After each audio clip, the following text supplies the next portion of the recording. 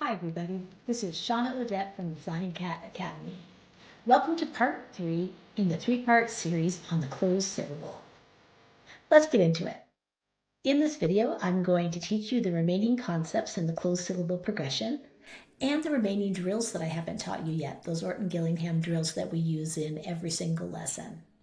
The first drill that I will teach you is the blending drill, and we'll use these little cards to do that one. Before the lesson begins, I select the words on which I want the student to work, and I have my letter cards all ready to go on the table. So I might start with got, and the student will tap it and say it, got, and then they underline and say the whole word, got. And then I will remove one tile, and all of a sudden we've revealed the word hot. And once again, they tap it and say it, and on we go through the sequence of words. Two things that I should note about this drill is that I like to include nonsense words as well as real words. And the words that I choose as nonsense words are actually real syllables. So in a larger word, those syllables would make sense. And the other thing is with the vowels, I like to have a different color for the vowels so that they're easily identified by the student. Once the students have mastered working on words at a one-syllable level, and we've expanded to the multi-syllable level, then the blending drill gets put aside, and in its place we put in the syllable card drill. And here's how that one works. To do this drill, there's a little bit of setup. I would have to create the syllable cards in advance, and I would have 6 to 12 syllable cards, and I would place them in 2 columns right on the table for the student. The column number 1 contains the first syllable in these 2 syllable words, and the second column contains all of the second syllables. I would have the student read down column 1 and then read down column 2. The next step is to ask the student to read across each row, making nonsense words. They'll tap it and say it, and then read the whole word, so they'd have hot in, cab dog, cob nip, and cat web. And then I would ask the student to combine the 2 syllables. So find syllable 1 and syllable 2 and put them together to form a real word. So they'd be like doing a little unscramble there. And once everything's unscrambled, I would have the student read each of the words, go down each row reading all the words, and then put each word in a sentence. I often add an etymology aspect to the syllable card drill. We know that words have meanings, but it's really interesting to think about the idea that the syllables within the word have meanings as well. And when we think about how the different meanings of the syllables combine to make that overall meaning of the word, then the word is much richer in meaning for us. Take the syllable ject, for example. Ject means to throw.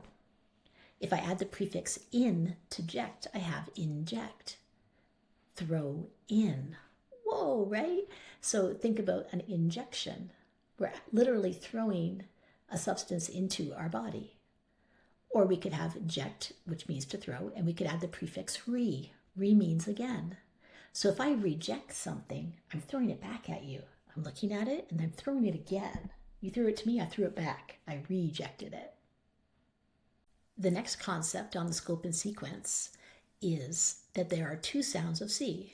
Up until this point, we've been having the student only deal with the first sound of C, the most common one, which is the hard K sound, k, as in cat.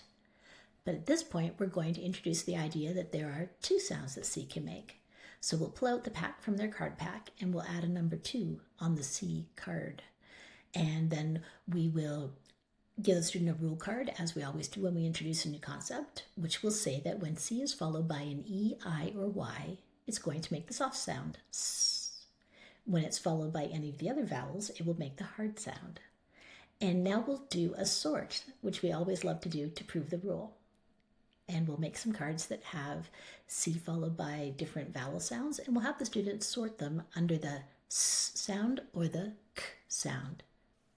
Once we've introduced the idea in that way that C has 2 sounds, then we'll put a whole bunch of new cards into the card pack that we'll use for the visual drill and auditory drill, all the different combinations that are possible. So, CA, CO, CE, CI, we'll put them all in there. And then we'll add this component when we're doing the blending drill, and later on when we're doing the syllable card drill, and when we're working on isolated words and connected text in both reading and writing, this concept will come up. The next concept on the scope and sequence is the sounds of G. It works exactly like the C. So G has a hard sound and a soft sound. And up until this point in the sequence, we've only been requiring the hard sound, G. But it can also make the sound that you're used to hearing J make, J. And the thing that determines it, whether it will be a hard or soft sound, it works exactly the same as C. So if G is followed by an E, I, or Y, then it will make its soft sound. And we'll teach it exactly the same way we did the C, with introducing it with a rule card, and then doing a sort to prove the rule, and then putting that concept into all the drills and in our reading and writing sections as well. At this point in the program, the students are ready to start working on the big words. And they get so excited when they're reading the 3-syllable words and later on the 4-syllable words. So we'll do the syllable card drill exactly as we've done it before. And the only difference is that there's one extra column because there's one extra syllable in these words. Notice that the words are all closed syllables. So I'll choose a word like inhabit for inhabit. And we'll use etymology when we can. We'll talk about how hab means to live. So to inhabit something is to live in something. That's pretty cool. I might not scramble the words in the beginning. I might just have the words set up so the students can just read the different syllables and then put the words together. And then once they've seen inhabit, several times and they can recognize it, then we might scramble all the words to make it, a proper syllable card drill. But regardless of if you've scrambled them or not, we'll have them read down each column first so they can get used to hearing those prefixes that are often in that first column. And then we'll read down the second column, read down the third column, and then they'll read across. And then if they are scrambled, then that's the point where they unscramble them. Then they read all the words aloud, and you can ask them to put each one in a sentence. Now it's time that we'll teach the 1-1-1 doubling rule. This one I call the king of all the closed syllable spelling rules. It comes in so handy and it resolves so many confusions with reading, which you'll see later on. As always, we'll begin by giving the student a rule card. And on this rule card, it's going to say, when you are dealing with a one syllable, and that syllable ends in one consonant, and right before that, the consonant at the end, you have a vowel, then if you want to add a suffix that starts with a vowel such as ing or ed, then you double that final consonant. So think of a word like hop. If I want to add ing to hop to make hopping, I would take out my rule card and I would test the rule. Okay, I've got my P, that's the final consonant. There's one vowel before, so that tells me, okay, I'm dealing with a closed syllable. I'm going to double the P. But now let's look at a word like jump, J-U-M-P. I want to turn that into jumping, and I'll apply the rule. Okay, I've got a one-syllable base. Does it end in one consonant? No, it ends in two. So that means it doesn't follow the 1-1-1 rule, so we're not going to double the P there. And this is like the other spelling rules, the ones that we've learned previously, where we're trying to make a buffer at the end of the base. We already have two consonants in the word jumps. We don't need to add more. It's obvious that it's a closed syllable. So when we add that ing, it's still going to be really obvious that the base jump is a closed syllable. In order to teach this concept to prove the rule, I would make a little card drill. And for this concept, I like to do word equations, almost like math problems. So I'll make a little plus sign, a couple of plus signs and an equal. And then I'll just put bases on cards, like say hop, jump, and maybe a nonsense word bop. And then we'd have, so the base hop, and then I'd have the plus sign. And then we'd have the P above, and the student could either slide it into place if it's needed or not. And then we'd have the plus sign, ing, equals, and then the student could write the whole word. Once the student has moved into fluency with working with this 1-1-1 doubling rule idea, then I like to introduce word sheets. So I'll make some word sum sheets where I've got words that the students are working across and they're building the word sums. And how many words are you going to use? Well, it depends on your individual student, but think about the timing of the lesson. So you want this to take no more than 5 minutes. Maybe time for 3 to 5 minutes would be a good thing to think about. I should also note that when we're teaching this doubling rule concept, ing comes up first. And we have to teach ing explicitly as, what is a suffix ing? What does it do to a base when you add ing to it? if I'm saying I'm going for a walk, then walk is being used as a noun. But if I add ing to walk, I am walking, all of a sudden, walking is a verb, an action.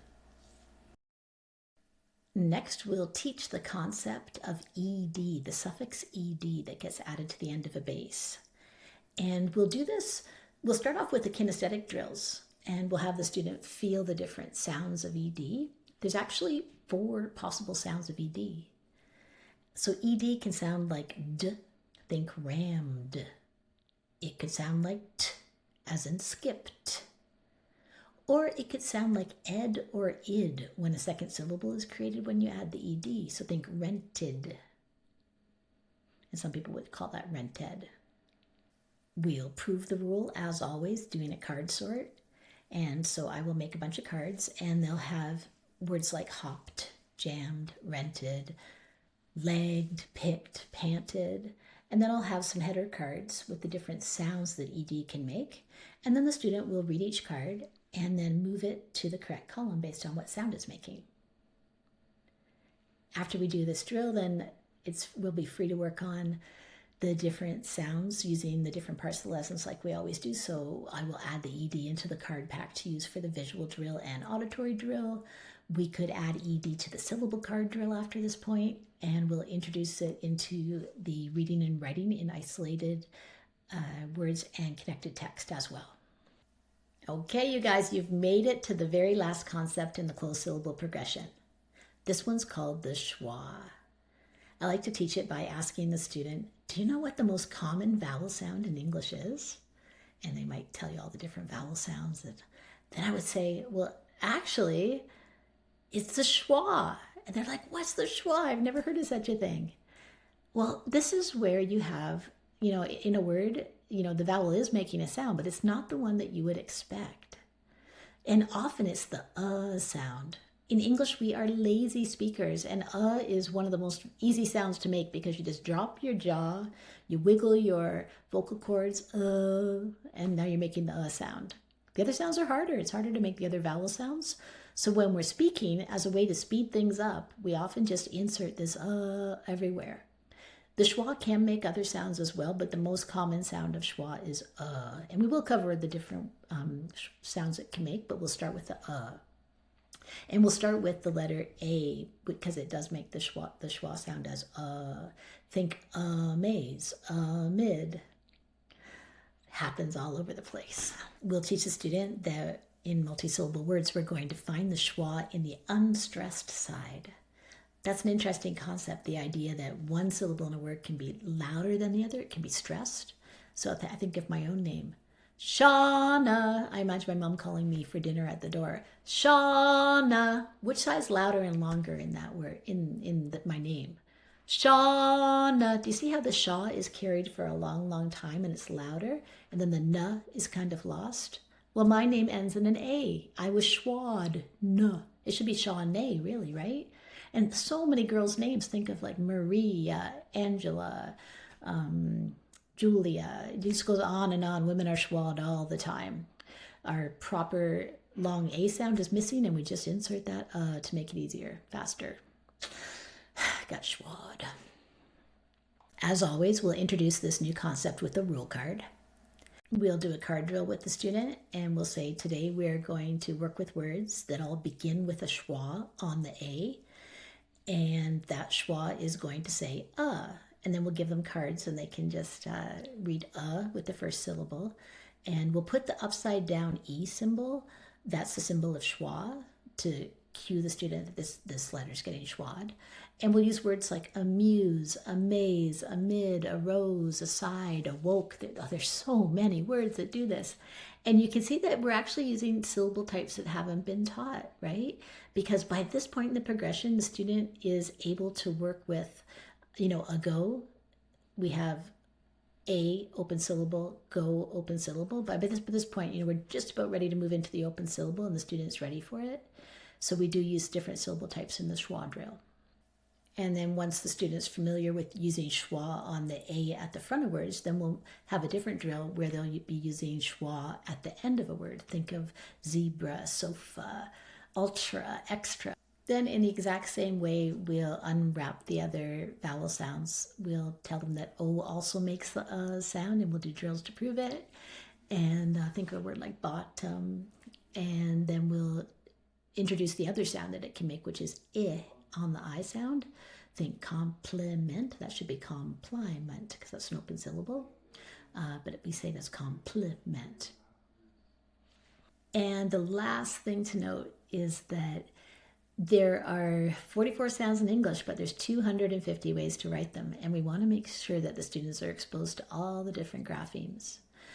So, make sure as things are coming up, like you want to make sure that they have WR that makes the sound and we want them to know that GN says So we'll be adding those to the card pack, as well as KN says and we'll be talking about the different meanings. When a word has an unusual way of making a sound, often it's is made by R, and that's what we expect. But then sometimes it's WR. But if you know that that usually happens in words that mean to twist, well, now that's, a really easy way to remember the words that are going to be WR. Thanks for watching. This is Shauna Odette from the Flying Cat Academy.